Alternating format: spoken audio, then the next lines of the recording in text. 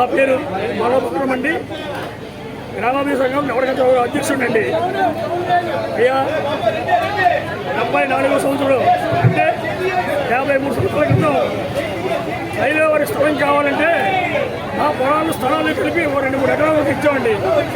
ఆ పరిస్థితి ఎలా ఉందంటే ఈరోజు ఇదే పట్టాల రూపంలో ఇక్కడికి వచ్చి మేము బయటికి వెళ్ళవేసులో ఉన్నామండి. అంబులెన్స్ వెళ్ళడానికి వీల్లేదు, ఒక కారు రావడానికి వీల్లేదు. ఇటువంటి పరిస్థితుల్లో పట్టాలను సమర్పించింది కాబట్టి ఆ పట్టాలను లోపల పెట్టి మాకు దారి ఇప్పించవలసిందిగా డిపార్ట్మెంట్ వారిని అలాగే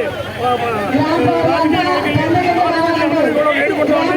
ఇలాగే మేము పట్టాలకు వెళ్ళడానికి కూడా ఒక తావలేదండి. దయచేసి అక్కడ హైదరాబాద్లో ఇచ్చి మమ్మల్ని అందరినీ ఆడవాళ్ళు పట్టాలకు వెళ్ళేవారు అందరికీ కూడా ఇంటికి సులువుగా ఉండేట్టు చేయాలండి.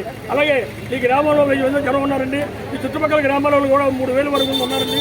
దయచేసి హైదరాబాద్లో ఇచ్చి పట్టాలకు కానీ అలా రోడ్డు మీద పెట్టి రోడ్డు మీదకి కానీ వెళ్ళేటట్టు స్థలం కల్పించాలండి. అది టీఆర్ఎం గారిని కానీ ఎంపీ గారిని అందరికీ మీరు మీ ద్వారా తెలియపరిచి మాకు ఈ సౌకర్యాన్ని కల్పిస్తారని మీ అందరికీ ఆశిస్తూ మీ నమస్కారం. బయట రాలేని పరిస్థితుల్లో ఉన్నాము. దొంగల భయానికి రాలేని పరిస్థితికి టైం భోజనం చేయాలి. ఏం కావాలమ్మా? మాకు న్యాయం కావాలండి. మాకు న్యాయం